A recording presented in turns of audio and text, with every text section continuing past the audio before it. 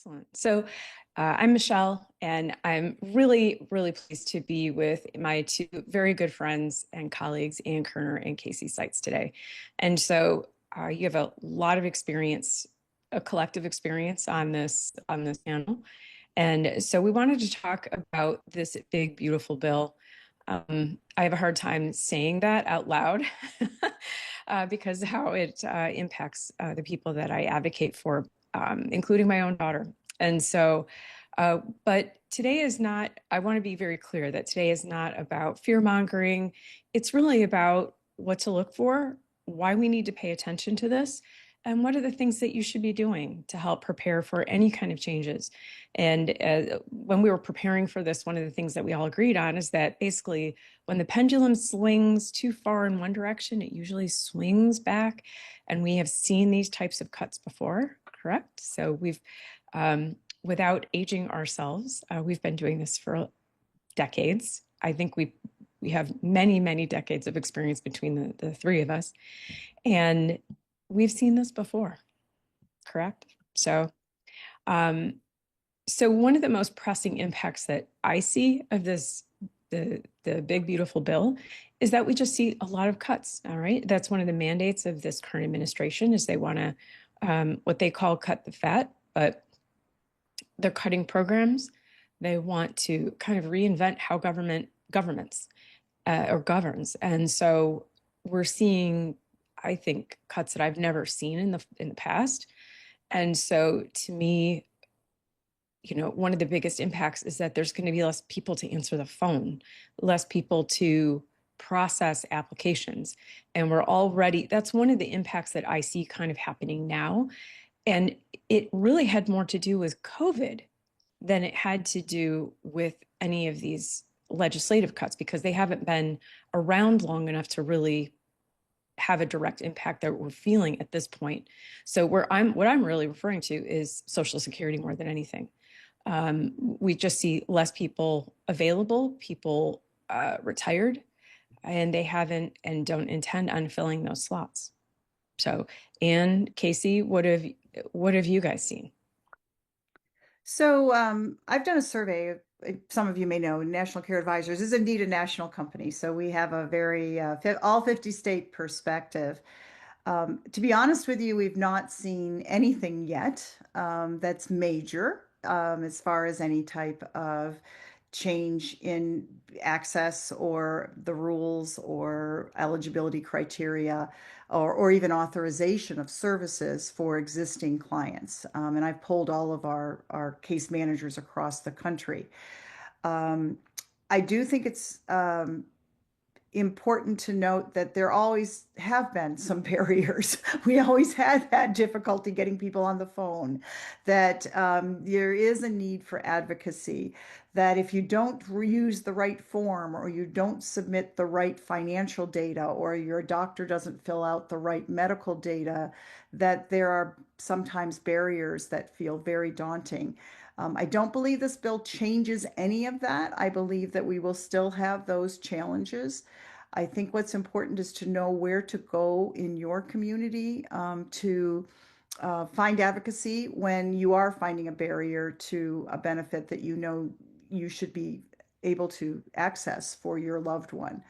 And so we don't know until the states make their decisions about how they're going to impact the access to benefits based on what the federal government is doing. And just to back up a little bit, it's important to understand that Medicaid is actually an umbrella of programs. It's funded at a federal level. There are basic guidelines about what a state has to essentially offer. But then underneath that, the state is, it's actually administered, Medicaid is administered at a state and county level. Mhm. And so the funding is a combination of state dollars and federal dollars. We don't know what that looks like yet. And so it's very difficult to predict exactly what's going to happen and which states are going to be able to make up some of the differences or not. There's also two different ways to access the Medicaid system. You can access it because you have are low income, or you can access it because you are disabled. The federal big beautiful bill, the legislature has said at the in Congress and at the national level that they are really trying hard not to impact benefits for disabled individuals. They are very much focused on able-bodied individuals that are able to work, and of course, unfortunately, immigrants, especially undocumented immigrants. So right now, we don't know. But again, I think it's always important. I don't care, even before this big, beautiful bill, so important to know where do you go to get advocacy services, whether that's through a local nonprofit, through a case management company, through an attorney, through even if you've got a really trusted financial planner, they'll have usually in their toolbox some folks that they can refer you to. So those are my thoughts on what's happening right now. Right now, we're sitting tight, waiting to see what gets announced next. Exactly. So, Kacy, as the financial professional and also a parent of a medically complex young woman, why why should families and professionals be paying attention to what's going on with this bill? I think now, again, more than ever, is a really good time to build your team, if you will. And we talk about team a lot in terms of the different strategic partners you need to do this type of planning. So many families we meet on a daily basis haven't done that basic step. They haven't put their estate plan in place. They have not created a financial plan for themselves to be financially secure, sans the long-term dependency. And they have not educated themselves, like Anne said, about what are all the benefits available to my child and where do I go to get those services. And even more importantly, on top of all of the normal care coordination we as parents do, which is a 24/7 job. It could be its own full-time job, right? And we talk about that so much. Right. Um, it does feel really overwhelming, but this is where the team is so important. If you have a good estate planning attorney, you have a good resource for benefits expertise and education, and you have a holistic special needs financial planner, and I'm not talking about just an investment advisor, I'm talking about someone who's going to coordinate with these other team members to help you get this plan in place, then you are already in a better position to withstand changes that are possibly going to happen in terms of these different government supports. So just like in investing, we don't ever know what the market's going to do day to day, but we always have a plan for whatever direction it's going to go. So if you don't have your backup plan, you don't have a plan B or even a plan C in my case, because our daughter requires 24/7 care. She's in a wheelchair. She had a significant brain injury at birth. We rely very heavily on things like in-home nursing for some of her supports through our waiver in our state. And I'm not going to lie, it is scary right now because you see things like headlines around Medicaid funding cuts and HCBS being optional services in every state. It's very scary for families like mine because without that in-home nursing, our private insurance does not cover 10 to 12, sometimes $15,000 a month of what that would cost to replace. Kacy, And it's can I just, it's a can I lot. interrupt you just for a second and kind of explain what waiver you've mentioned a couple of terms, and I know that we all speak this language, but not everyone on this Yeah. webinar may. Can you just briefly describe kind of what waiver means in Yeah. HCBS or home and community-based services? So home and community-based services, like Ann said, is part of that umbrella of Medicaid. And every state has different types of waivers. There can be an autism waiver, sometimes there's a brain injury waiver. You qualify for these waivers based on the type of diagnosis and the qualifying factors to those waivers in your state. Every state's waivers are funded at the state level, sometimes at the county level. So it is really important that you're educated on, okay, well, which waiver applies to my child or my adult that I'm supporting? And what are the services that that waiver then is supposed to be providing our family? So that could probably be a whole other webinar all by itself because It that definitely could. system, yeah, that system alone can be really complicated. And oftentimes families confuse the word Medicaid with a Medicaid waiver, Yeah. which technically are two different things. Mhm. And Anne Absolutely. can probably speak more to that, but her and I go round and round about if they could just call it something else, I think it would be Right. make our lives a lot easier. Yeah, But a and the waiver is waiver, access to Medicaid when you're disabled, but maybe it waives the financial requirement to getting traditional Medicaid. So, for example, my husband and I, we earn an income that's too high for us to get traditional Medicaid. But our daughter, Hudson, gets a Medicaid waiver because it waives our income and assets and focuses on her disability and qualifications. And then that waiver provides her supports in the community, HCBS. right. Exactly. And home and community-based service waivers, the HCBS stands for Home and Community-Based Service Waivers. That is mandated by the federal government. All states must have that program underneath their Medicaid umbrella of programs.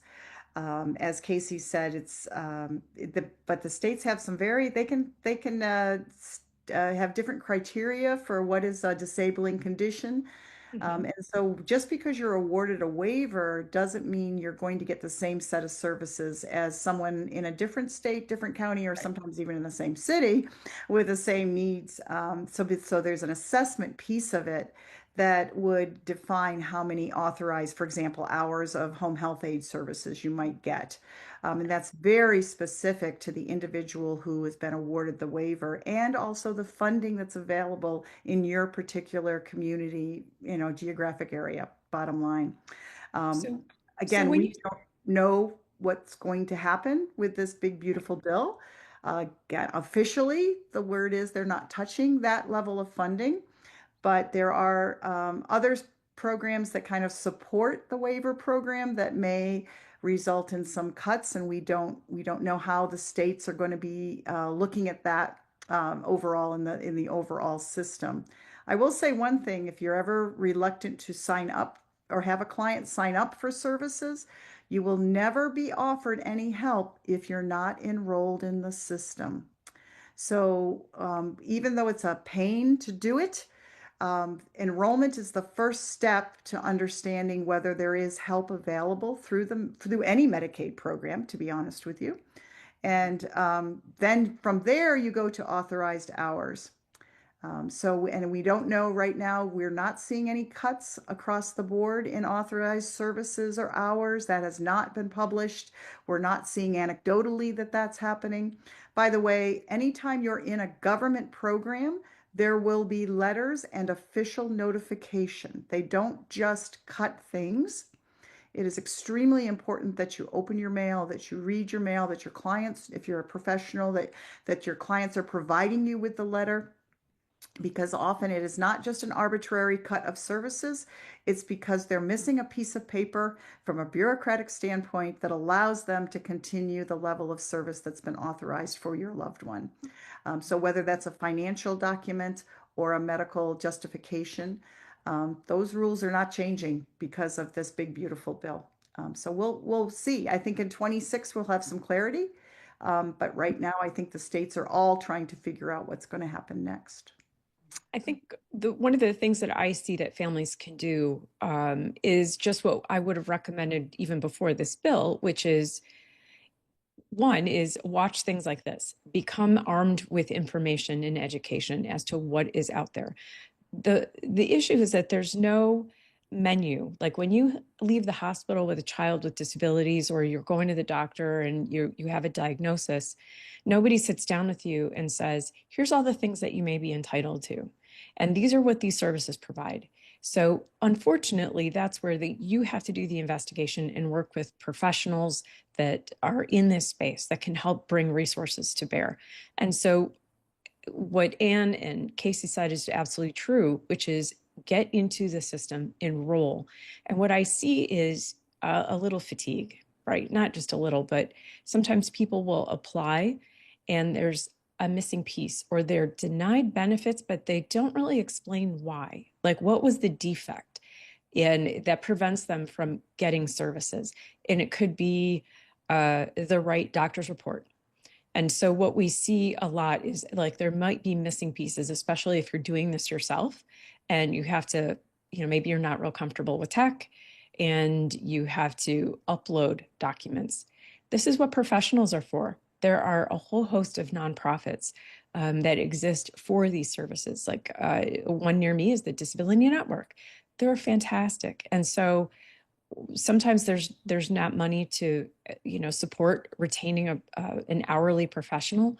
And the nonprofit world out there, that's what they're designed to do. And that's one of the nonprofits that I lean on, especially for an appeal. And so when people get some of these letters and they may have, let's say, a reduction of hours, or there's something in there, or they get a letter and they're not really sure what it means. There's a couple things. One is it can look like junk mail. Two, they're not always clear, and watch for deadlines, because sometimes the deadlines are in itsy bitsy print in a corner of the document. And so make sure that you're responding in time. And as Anne said, there's always, it's usually in writing. I can't say 100%. Sometimes things get lost in the mail, but they never really take an action without, I can't even say never, but rarely will they take action without giving proper notice. And so I want to make sure that people understand that these are benefits that exist, and you can't get them if you don't apply. And I have to say that a lot of it is you have to outstubborn the system. You have to just keep applying and get to rally resources so that your child or loved one that you're advocating for gets the services that they're entitled to. So Maddie, I see a hand raised. We just had a comment that said it was great information about the waivers. Very thankful you talked about that. Oh, lovely. Well, and to that note, just to add on, Michele, I think Yeah. learning the language of the system you're trying to navigate is like its own little masterclass, Correct.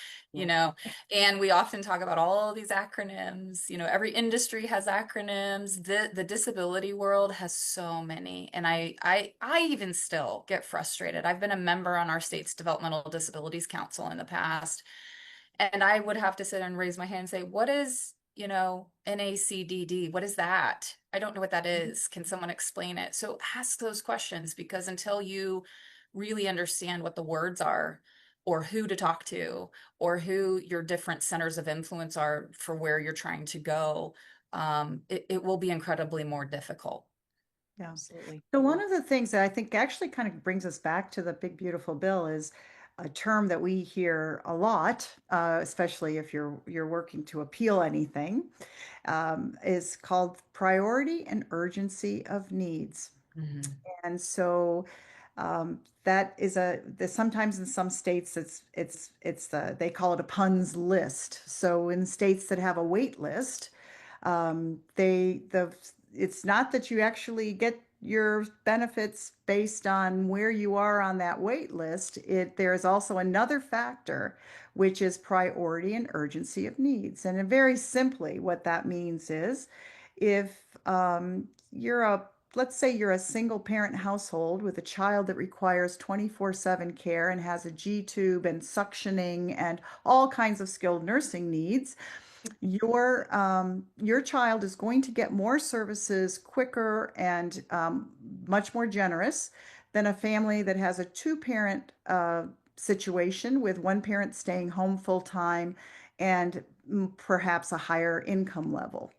And so that priority and urgency of need is very important as you're communicating with anyone in the government, and that includes case managers, assessment, anybody who is actually getting a salary from the government who's talking to you about benefits. Having the language, as Kacy's saying, to know how to express exactly what the priority and urgency of need is for your loved one is so important.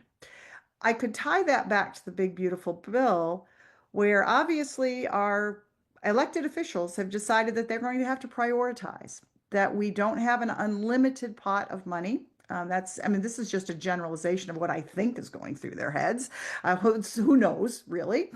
But certainly the thought is that while the government is a safety net, it has never been intended to be everything for all people. Mm-hmm. And so certainly the party that's in power today has decided that they have to prioritize what is happening and who gets services within the scope of what they feel can be funded through government resources, tax money, et cetera, right? There's not an unlimited ability to tax. There's not an unlimited ability to pay providers. Now, whether, again, that's politically, I don't have the answer to any of those things. But it's also like when folks say, how can you possibly live on supplemental security income? One of the things that I have to point out on a regular basis is the word supplemental security income. Our forefathers and our government never, whoever decided to set up the Social Security system, didn't ever really believe that you could live on SSI, supplemental security income, but they realized that if you were disabled, you needed more resources than what you could possibly earn. And so the government was going to provide assistance, not 100%, but assistance. I believe right now that is how Congress is looking at Medicaid, that it is an assistance, that it is the final safety net. They've obviously prioritized citizens over non-citizens. That is what it is. They're also obviously in this big, beautiful bill prioritizing that those folks that can work should work, whether that makes sense or not, and what are the other factors about why they're not working is going to be yet to be seen how they implement that. And I wanted to pause there for a minute because I think that one of the things that we see in the news a lot are the work requirements for people on Medicaid. Go to the next. So I wanted to clarify that when you have a disability determination by a governmental agency, whether it's your state agency or the federal government through Social Security, it means that you can't work, right? That's what that disability determination means. So just to take a step back, the definition of disability means that your impairment, your mental or physical condition is such an impairment or affects you to the point where you cannot earn substantial gainful activity. So that's one of the buzzwords, right? SGA, substantial gainful activity. And that means in 2025 that you can work but you cannot earn $1,620 a month or more, which is what they think is the bar, right? Which is very low, like $400 a week. Set by Social Security, by the way. Set by Social Security, thank you. So that means that you have a determination by a government agency that you have a condition, which means that you cannot work. And so I just want to clarify that when you hear in the news work requirements, you're going to have to prove that you're trying to work in order to get Medicaid. We're talking about people who are able-bodied, who do not have a disability determination and don't have health insurance. This is for them to keep their health insurance. This is not about waiver programs. So I know, again, this is where the confusion in the naming of benefits and the types of benefits come in. And so I just want to, I don't know if you guys have anything else to add to that, but that's where I'm seeing incredible confusion and concern among my clients. That they're concerned that, do I have to go work now in order to keep my Medicaid? No. So again, there's two ways to enter the Medicaid system, as I said. One is because you're a low income. The other is because you're disabled. In some cases, it's been our experience that the path of least resistance is to put you into the bucket that is low income, and you'll get your Medicaid and then eventually perhaps a waiver down the road, especially if you're in a state that has a wait list. But they'll give you Medicaid right away because you're low income. They might not in their computer system also designate you as disabled. That is super important. And that's what Michele's really saying here. It is very important to have that disability designation, as that's the way that you're accessing your Medicaid program, because then you will not have any of those work requirements. In order to get a disability determination, the quickest way is to go through the Social Security system, to be honest with you. That makes things a lot simpler when you get over to Medicaid, because they've already determined, the federal government has already determined that you meet the criteria as being disabled. Now, we realize that can be very difficult for individuals with mental illness diagnoses. It's a much higher bar than it is for individuals that have perhaps developmental disability or a significant visible physical disability. And so that's important, again, that you have the right documentation. It's not enough to just have a diagnosis, although I will say one of the positive things is that this past week, Social Security added some more presumptive diagnoses. If you apply with a certain diagnosis, you will automatically be deemed to be in the disability category as opposed into the low income. And so there are some positives here in that they're trying to make it a little easier and more streamlined. Although, again, that's so important that your physician or whoever is submitting the medical determination about disability or the documentation that supports disability, that they talk about the actual functional disability that precludes you from working in any capacity. It's super important. That means you can't even do a Walmart greeter job. What is the functional reason why you cannot work? And that will move you over into that disabled category. And again, it's always hard to be labeled, but when you're working with the bureaucracy, labels are what they are. If it gets you a better resource, go with it. Doesn't matter what they call you, sticks and stones, they're not gonna hurt you, and it's probably going to get you some access. Same It with just, one of the other frustrations, and I think in the big beautiful bill, I know there's been a lot about, oh my gosh, every 6 months they're going to ask us to recertify. We have to submit information. Well, prior to COVID, about once a year, you had to submit information anyway, and then they extended it to every 2 years. I believe that every 6 months is probably going to again be more for folks that are in the low income category than in the disabled income. I will tell you that we have all been frustrated. Like, for example, if you have a child with Down syndrome, to have to periodically, you'll get a letter that says, does your child still have Down syndrome? Duh, like it seems like a really stupid requirement. But that's the way the government's computer systems are programmed. And so you've got to submit that documentation that, yes, my child still has Down syndrome, right? Unfortunately, we didn't find the way to fix that yet. So you're frustrated, but you got to play the game if you want to get the resources from the government. It is what it is at this point. Big Beautiful Bill's not really changing that, I don't believe, for disabled individuals. You are going to have to recertify on a regular basis. Well, and I'll add into that too. We're on the medically complex waiver for our daughter in Kansas. It's an every 6 month cert. Yeah. Our care coordinator has to physically see her in our home every 6 months. That's been since the beginning of when we were on the waiver.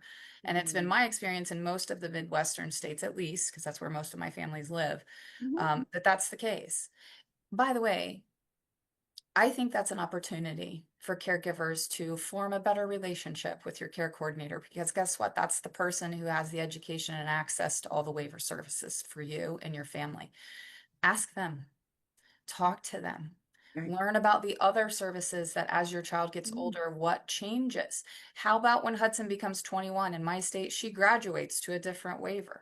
It's an Adult. automatic transition, but I didn't know that until I asked the question.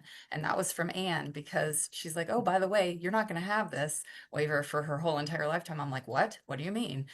I didn't even know that, right? And I'm in this every day, all day. So I think it's an opportunity for you to really, again, get educated on the system you're in. But can I switch here a little bit, Michele? I want to go back and reinforce the point Anne made about families, especially in this really polarizing time. And I'm just going to state that. I'm going to be blunt about that. It's a very polarizing time, both politically and in a lot of other ways. We don't do financial planning only around Social Security retirement income. So why in the world would we ever do financial planning for a person with a disability or a long-term dependent with only government benefits? I hate to say this, but I do meet some families that the parents are living on those services and supports either as caregiver income because they are genuinely entitled to that, but they're counting on that for their retirement income as well. And I don't think that's a great way to plan. I also don't agree that only having Social Security is a great way to live in retirement. So we all, in my opinion, need to have a multitude of options and choices, and that requires saving a little bit more. It might mean you want to do a little bit different planning in terms of your legacy planning. So maybe we're increasing things like life insurance because we need more money going into a special needs trust. And we're not going to depend on only government services for the rest of that child's lifetime because of what's happening right now. So It does, in my opinion, it's never a better time than now or even tomorrow than to engage with a really good holistic special needs financial planner, and we can help you find resources to locate one in your area. But depending on caregiver income as your source, even for the non-working parent, forever is not a good plan. I would say that even if all of these services were well funded right now and working perfectly, which they're not, and they never will be. Right, right. Yeah. One of the sayings that I've always, when I work with families is, what the government giveth, the government can take away. Right. Anytime you're relying on a third party, the more independent you can be of benefits, the better off. Now, that being said, as Michele said before, without saying exactly how many years I've been doing this, I have seen government programs be implemented, funded, unfunded, named, renamed. They come, they go. I firmly believe the Affordable Care Act may at some point be renamed totally, but I also think that there are some things that are so universally appreciated by the citizens of the United States that we're not getting rid of that the diagnosis pre-exclusion. So that was a huge improvement for all of us when we could, you don't not have insurance because you happen to have a diabetes diagnosis before you actually bought the insurance, right? So that I think that's going to stay. I can't imagine that our congressmen want to be not elected because the whole country is like, what do you mean you're taking away something that is a rule that makes a big difference to everyone? But I mean, I'm hopeful on that. I guess that's my opinion. That's not, I haven't actually talked to a congressman about that, but I do know they're very interested in getting reelected. And I also know that some of the provisions in the Affordable Care Act are extremely well accepted by the citizens of the United States. And In the dependent big, on. beautiful bill, some of the tax benefits are going away. Mhm. Some of the support for premium going away. That's going to be an interesting problem, but something that we'll deal with when we see exactly how it's implemented. Again, those marketplaces are state and county down to the zip code level Yep. specific, and we know that's in the big beautiful bill. Premiums, by the way, are going up. Even if they left those protections in, we've seen the premiums for health insurance go up anyway. We're, I'm not sure how the health insurance industry and Congress are going to, at some point, figure out how people can have access to good health care. Again, above my pay grade, but that is something to be aware of. And Kacy's point is that it does affect a budget. And so, wherever we need on a personal level to make some changes so that we can still have the protection of health insurance, we need to plan for that. Um, and we'll see where it all lands when Congress is done doing what they're doing and the states adjust for marketplace health insurance as well. I wanted Unfortunately, yeah, go to ahead. switch gears just a little bit to school and IDEA and Oh, special education services. So what we're seeing is that they, in the bill, they want to dismantle the Department of Education and a lot of the protections under IDEA, including budgeting and special education services. What should we talk about there? What should parents and families look for? Um, One of the things that still kind of shocks me is that sometimes families with severely disabled children tend to be isolated, right? They'll just do, right? They'll do the education in home. They'll, because no one has talked to them about what they may be entitled to. And that exists today. And this isn't after any kind of rollout of budget cuts and reduced staffing to deliver these types of services. So Kacy, why don't you talk a little bit about IDEA and what it's supposed to provide, and what you see is how do we prepare for budget cuts or reduced services in our school? What can we do? Yeah, I'll come at this from a state that is very underfunded in terms of special education. I think we're at a 40% level or something in the state of Kansas and have been there a really long time. So my expectations as a special needs parent going into the education, especially the public education system here, I have kind of a low bar. But IDEA is really supposed to provide accommodations for a child who has a disability, a qualifying disability that's medically documented, to access the public education system in a way that is appropriate for them so that they can receive a free and appropriate public education in the least restrictive environment. That's what it does, right? So that can be, like Anne said, just a really big variety of in terms of outcomes inside the education environment. I do know that with a child like Hudson, where when she was in preschool, there were a lot more services provided then, and even in the birth to 3 program for her outside of school than there are now. So as she's gotten older, she's now almost 15. She has a fantastic team at her high school. She's a freshman this year, by the way. It's weird saying that, Anne, because I think when I met you, she was 6, right? Yeah. Her physical therapy hours that are approved on her IEP are much less than they were when she was in preschool. And that is in part because that funding has to go to support so many children across that district or education system. And she is at a place now where we're not making her better with physical therapy. She's not getting better. The brain injury is not going away. We are supplying it so she can access different learning environments, pretty much tied to some type of education goal in her IEP. So I think sometimes, and I don't want to say this in a negative light, but I think sometimes as parents, we really are expecting the level of what private therapy would provide in the school system, and that's just unrealistic.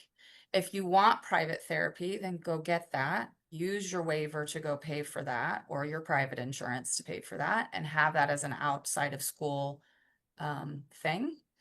But I don't expect a lot in terms of things like OT, PT, and speech, other than when it's tied to her educational goals in the education environment. I hope that's okay to say. I Well, think that and was by law, the schools, any type of therapy has to be tied, and you mentioned that, tied directly to an education goal. Right. So if the goal is that the child will walk, that is not tied to an Yeah. education goal. Now, So is the to make goal, that point, Anne, we have our number one goal since she had her brain injury was proactive communication right? in the education Yeah, environment with her peers and non-typical peers, right? So we get a lot more speech right. and OT support around her communication device. That's what I want. That's what I want them focusing on while she's there. Yep, yep. And I think, maybe this is going to focus on achievable goals. We know across the United States that there is a huge, vast difference between quality education. Again, even within a city, Yes. right? Public school districts are not funded equally. They've never been funded equally. We have a mismatch of how public schools, sometimes in some states it's property taxes, in some states it's other types of taxes. Then there's the lottery money. God knows where that actually ends up, and does it do anything in those states that have said that lottery is going to fund education. And again, with the changes at the Congress level, or at the, I'm sorry, at the national level, um, are the changes that there's going to be more control at a local level? Are they, is the funding, we don't know the final funding that's going to be those cuts and what they're going to look like yet. It's going to be very interesting to kind of watch and see. Certainly everybody's braced that the fact that, again, that there's going to be a pullback. Um, you know, the only outcome that I could see that would be a positive is that less in administration and less in high salaries and less in maybe some positions that aren't actually making a difference for the children, and maybe redirecting money back to a local level where that can actually happen. But I'm not going to say that there's not going to be cuts at the federal level with funding for school districts. I don't know that that's going to happen. Now, the I law hasn't agree, Anne. changed though. Michelle, can I give it back to you though? But the Yeah. idea, the law has not changed relative to what the rights of a disabled child have for a free and appropriate public education in the United Absolutely. States. And Yeah. so I think, please talk a little bit about advocacy again and what the law says. Yes, I think that, first you have to know that it exists, that your child is entitled to these benefits, and you have to ask for them. You have to hold the school system accountable and say that my child has special needs, they have a diagnosis, they're entitled to this, to accommodations. And so what I see is that those services are being cut or cut back, reduced. And so as you pointed out, some of this is federal funding. A lot of this funding for these programs comes from the state. And like you said, Anne, there are disparate communities where some are better funded than others, where you see a better tax base, more services, right? We know this. Now, can you afford to live there? It's maybe not, right? And so does that mean that your school district doesn't have to provide those services? The answer is no, they do, they must. And so, but they won't if you don't ask, Right. if you don't persist. And so there are resources available. There are, if you join, at least in my local, like the 3 main counties in the Detroit area where I live and work, ARC services, ARC of Western Wayne, ARC of Macomb, ARC of Oakland, for $50 a year, one of the benefits that you get is special education advocacy. And a lot of people don't know that that is part of what they offer. And that is a key component to their services and coordination and what they do. And so that's just one resource where if you're not quite sure, you don't know what to ask for, they can come in and help you advocate. And so, yes, absolutely. Look at that, make sure that your child is getting what they should. So I want to come back to a point that Kacy made, which was something I run into quite a bit, which is that people are looking to the school districts to provide medical services. So OT, PT, speech, when it's delivered by a school district, and it has to be geared toward education, right? So I don't want to belabor that because I think both, Anne and Kacy made that point.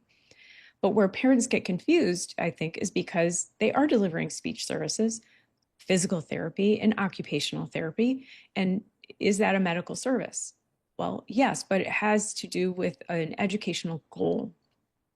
And so personally, also having gone through this with my daughter, the school district provided like a half an hour and it was group therapy, right? And it was tied to an educational goal. When we went to a hospital-based therapy, it was one-on-one and it was an hour long, several times a week. And so what we tended to see where advances or progress happened was there first, then it showed up at home, then it showed up at school. And so we also when we went through these services, this was before anything was really covered for autism, speech therapy, OT was covered, physical stuff was covered, but none of the executive functioning support was offered or covered under our health insurance. And so we got help from the Lions Club. We got help from the Easter Seals. We got help, and that help still exists. And so if you were feeling frustrated where you're like, well, I don't know what I'm even entitled to, and how do I fight for these benefits? How do I get them for my child?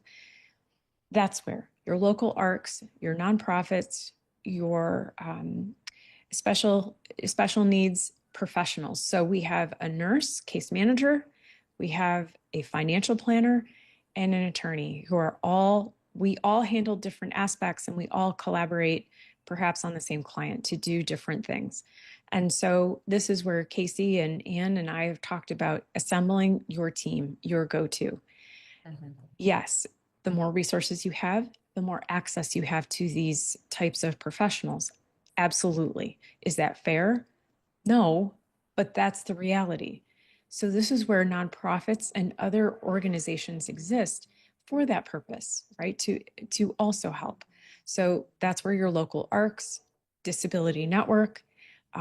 Look on in Google, your state, Disability 101 is a great website. It doesn't cover all states, but it does have a comprehensive list of services that your state may provide if it's one of the states that are covered under that website.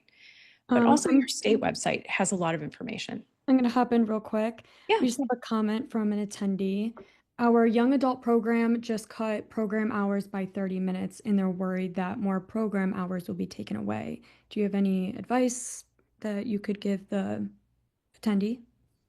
I think that one is talk to the school district and see why the program has been cut, what the hours have been cut. Is it because of a change that in your particular child's circumstance, or is it just that the funding isn't available?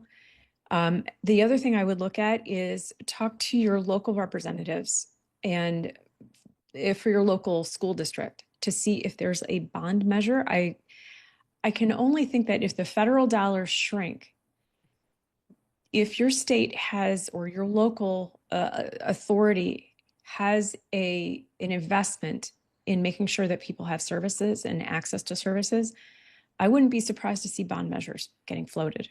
It may not be popular, but that might be one of the answers, is that they're shifting responsibility from the federal government to the state and even to private individuals.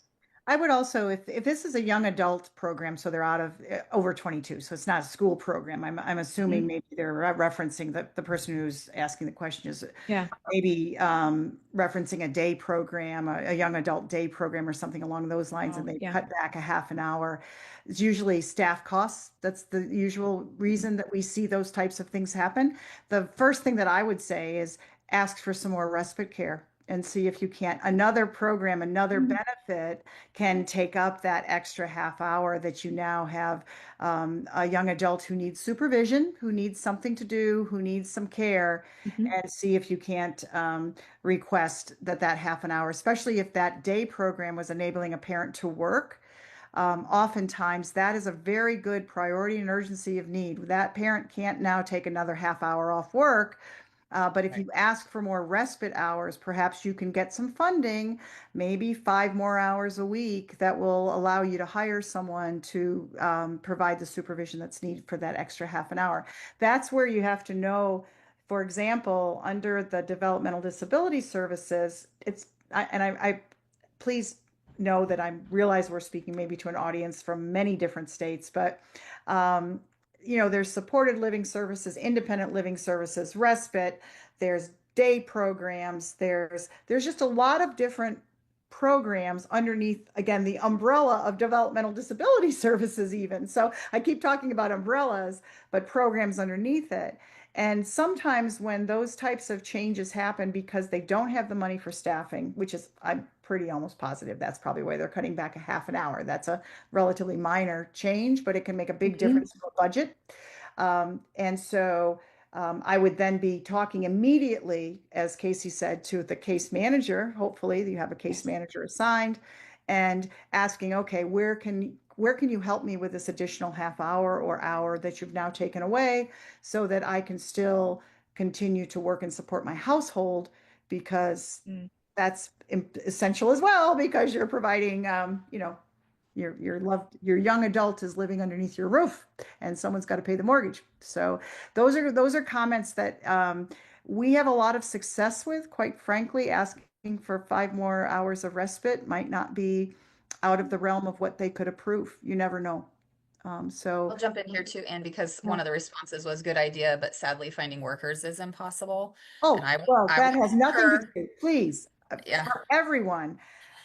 We've got a problem in the United States. And we had a caregiver problem before COVID. It became critical in crisis in COVID. Nobody wants to do that work. Nobody still wants to do that work. We work in jurisdictions where the rate is up to $30 to $35 an hour on a private pay basis, and we still can't find people willing to be aides and supervisory staff for people with disability and mental illness. So it's a problem. It's an immigration problem. I'm going to be honest. We need guest workers. We need folks with permits, with work permits that are willing to do this work. We maybe need to re-examine how we're working with individuals, our own citizens, about why this is good work, why this is work that has a lot of value, and that you might want to go into the caregiving services. But I don't know that you can blame that right at the moment on the big, beautiful bill. Well, and I'll also add, you got to get creative. You Yeah, do. I yep, have made friends with nursing students. I've yep, made real good friends with Hudson's Paras. yep, I form those. I have to do that as a mom because that's where I recruit from in terms of some of our in-home supports. I'm yep, not saying it's perfect. They aren't always great, but it is some. It is some help, and I'll take some over none. And I yeah. won't sit and say, well, the system's broken. I can't get help. Oh, well. Mm-mm. I have to do more. And it does provide a huge challenge. We do have definitely a nursing, in-home nursing caregiver crisis. We do. I don't see that going away. I don't see No, that going yeah. away or getting better even just because of this bill. It existed before. It's just there is risk that it may get a little worse temporarily. I mean, all jobs that are in that lower echelon, and by the way, the more we raise the hourly rate, the more everything else is going to cost. I mean, this is, I don't know the answers to those either. We got above my pay grade. One other thing I might mention too is that we have to make sure we have a very clear care plan, that the expectations are reasonable, that you realize that a caregiver is not going to do things exactly the way that you do them, but it's okay. And so that the employee that you're hiring to provide care for your loved one wants to stay, right? So, Yes. and sometimes we have a disconnect in the communication between the parent and the hired individual about what is, first of all, realistic. What are those expectations of that job, especially given what the market rate is now for home health aides on a private pay basis as well as on a government paid basis. There's really an important key that it's often missed, is that communication about what is the care plan, what is realistic, what is their training level, how much training do you have to give them, and then making it an environment that's clean, safe. I mean, that means, like, if your house is cluttered and dirty and you've got 5 dogs and you wonder why you have turnover on a home health aide, I can tell you exactly why you have turnover. I mean, Um, we make our nurses dinner every single night. They're part of our family. We exactly, get them snacks.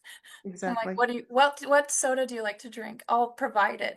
A We lot of want families them to provide, stay. yeah, mileage Yeah. reimbursement is a big thing. By And the way, to, you can pay for mileage reimbursement from an ABLE account. yes, you Not Yes. may. many Oh, people know yes, you that. can.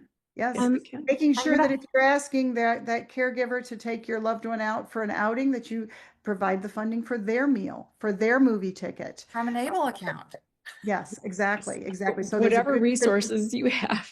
right, Absolutely. whatever resources you might have. Exactly. I mean, it's a Um, work environment. And I think that it's, even though it's your home, I yep, think what I'm hearing is that you make it a pleasant work environment, a good place to be, somewhere that they want to spend time and do meaningful work, right? and have So, realistic expectations about what they can do. I would yes. echo Kacy too. Talk to everyone when you're looking for a caregiver. We assist people with caregiver searches all the time at National Care Advisors. If you're engaged in a church, if your child goes to school, Mhm. talk to those aides at school. They often like to moonlight on weekends and evenings. Absolutely, college campuses where you've got nursing Yep. students, physical therapy students, special ed students, they make great caregivers. Now, you're going to have turnover, but you're going to have turnover anyway, right? Yeah. And also your case managers, and if you're engaged in any of the nonprofit agencies, they often will know, hey, a family just, somebody, moved on, and now there's the great caregiver that's available. You want to be first in line to interview that caregiver and hire them. It is, I'm not saying it's easy. I Not absolutely easy. It's not acknowledge easy. it's a huge problem. By the way, it's a huge problem worldwide. Yeah, and Yes. it's going to continue to be a big problem here until Congress figures out our guest worker and our work permit situation, however you want to say that. And I just, at this point, I'm very frustrated with our Congress on both sides, to be honest, why they have not come up with an acknowledgement of what is the best way to get those workers in this country if our own citizens don't want to do the jobs.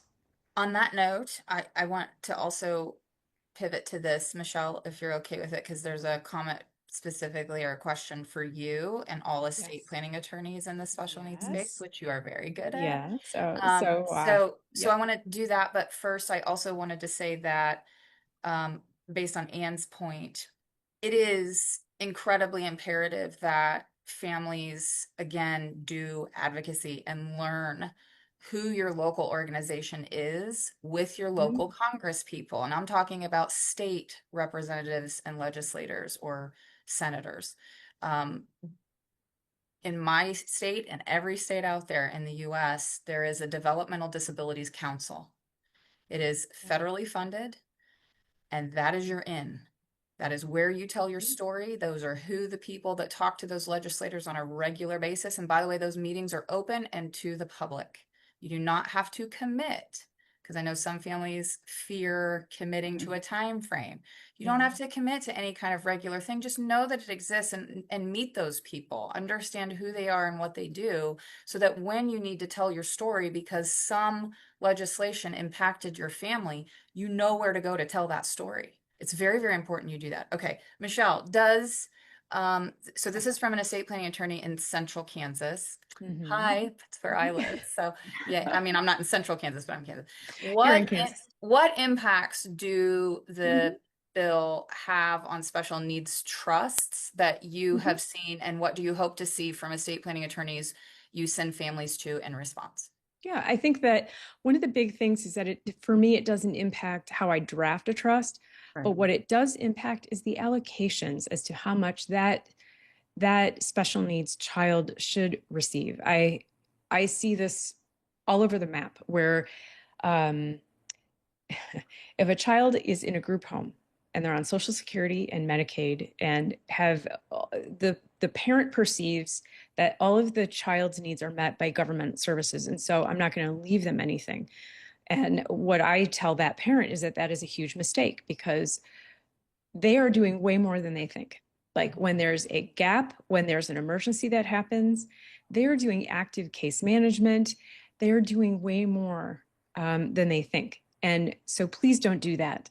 And so, and then we have the other extreme where people will leave everything to the special needs child. Now, I don't think that that's a bad place to start. So rather than starting from in equal shares among all the children, think about prioritizing the needs of someone who cannot meet their own needs themselves. And so that's where I think the biggest change has to come from is how we advocate for a child with disabilities and help a parent make good decisions as to what that looks like.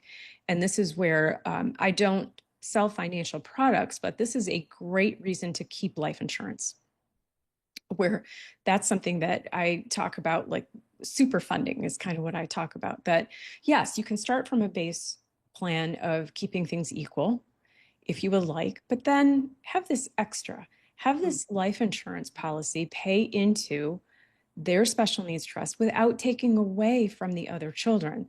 Now, of course, that depends on what you can afford. And there's different types of life insurance. There's some that are, from very affordable, which the benefit rarely pays, versus something that's more permanent in nature, but very expensive. You don't want to have to eat, macaroni and cheese all the time because you're worried about affording the life insurance. So yes, it has to make good fiscal sense, but there are I some would say key. early too, early planning, because you Yes. can't wait and come in at 60 and expect that you're going to be able to afford a life insurance policy that can boost Yes. a special needs trust. So it's not too early, even if you don't have any, your finances, as we all usually our careers kind of go, and you start to make more money later in life, and other children, get through college and all of that. And now we're going to plan, and the last kid's out of college. No, no, no. Please find your team early, have the conversation. You can adjust it every year. We always Yes. say once a year, revise it. But some of the tools that Michele was just talking about, one of the things that I see as a problem, and certainly this is what's happening right now with the big beautiful bill and everything else, is made it even more important to start early, start your planning process, have a field to define what your vision is, figure out what the resources are. There's only 3 ways to do this. Unpaid family time and energy, love, family money, private money, and government resources. We'll always have all 3, but it might be a different ratio depending on what happens with our Yes, government. absolutely. So flexibility, visit early, visit often, don't set it and forget it. And these are things that existed before this bill. I think that just the biggest advantage of this bill is that people are talking about it, right? And we're having these conversations. So we're out of time. And I just wanted to absolutely thank you both for spending the time with us and sharing your wisdom and your knowledge. Thank you so much. Yes, thank you to you both. I'll let everyone know when this video is posted on our YouTube channel. If you have any questions that were unanswered during the webinar, you can email us and we can try to get back to you. One quick last thing, Maddie. I want to Mhm. also stress the Academy of Special Needs Planners is a fantastic place for families to find qualified estate planning attorneys and financial planners in their area. National Care Advisors has their own website. They have nurse case managers that cover all 50 states, and you can engage on their website at nationalcareadvisors.com. And please, please, please get involved with your state's DD council. It's very, very important. Thank you for joining us.